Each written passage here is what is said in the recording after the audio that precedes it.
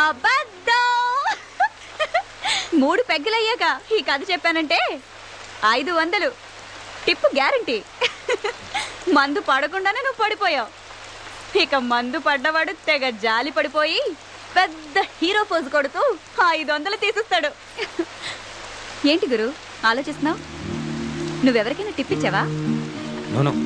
నాకు అలాంటివి తెలియదు. తెలీదా? అయితే బయట ఫుడ్ ఎప్పుడు తినలేదా? కాలేజ్లో, ఆఫీస్లో? లేదు. అయ్యో పాపం, ఒట్టింటి భోజనమేనా? నీ పెళ్ళం అదృష్టవంతురాలు. నీలాంటి మగాన్ని మొదటిసారి చూస్తున్నాను. మర్చావు గురు. అవును గురు, నీ పేరేంటి? అభిరామ్. ఏం చేస్తుంటావు? Software engineer. సరే సరే, నాకు అర్థం కదలే. నెలకి ఎంత వస్తుందేంటి? 80,000. 80,000? నెలకు 80,000? నీ పెళ్ళం కూడా సంపాదిస్తుందా? కొంచెం మర్యాదగా మాట్లాడు. మేమింతే గురు, మాకు అవేమీ తెలియవు. మా వాతావరణం అలాంటిది. మాతో ఎవ్వడూ సరిగ్గా మాట్లాడు. మేమెందుకు మాట్లాడాలి? సరే, ఎక్కడుంటావు? ఎక్కడుంటావు చెప్పు. ఖైరతాబాద్ దగ్గర. మక్తా. ఇంకా వేరే పని తెలీదు, కనీసం వంట కూడా రాదు. అమ్మే అన్నీ చూసుకునేది. అమ్మ ఉండుంటే వేరే పని చేసుకునేదాన్ని.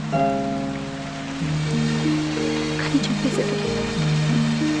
చంపేశారా? అవును. అప్పుడు నాకు 14 ఏళ్ళు. అమ్మ పక్కనే పడుకున్నాను. రాత్రి ఎవరు అమ్మను లాక్కెళ్లారు. అదే రాత్రి రైలు పట్టాలపై అమ్మ శవం దొరికింది. ఆ రోజే తెలిసింది అమ్మ కూడా ఇదే లైన్లో ఉందని. అప్పుడు అమ్మ, అప్పటి నుంచి నేను.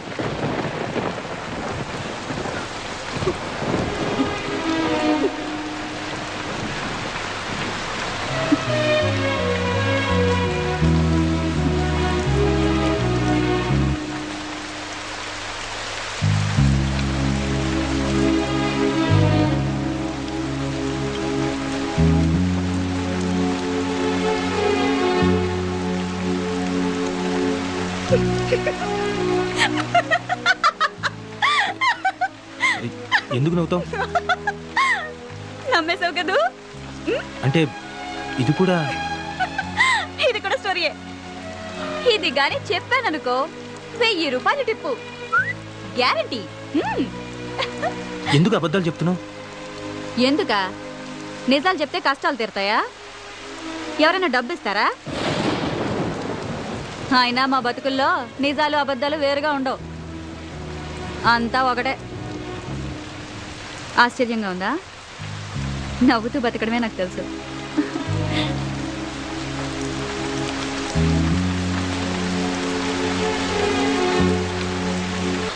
అవును గురు, నన్ను చూస్తుంటే నీకేమీ అనిపించట్లేదా? లేదు. నా కళ్ళల్లో చూడు.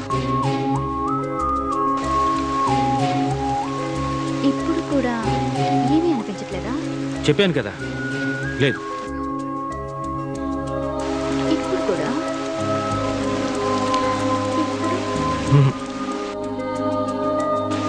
లేదు.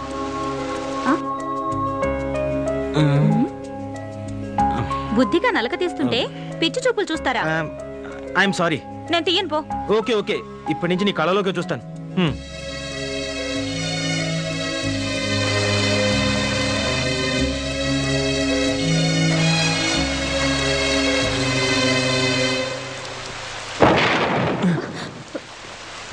గులాబీ, వీడేంటి ఈ టైంలో వచ్చాడు?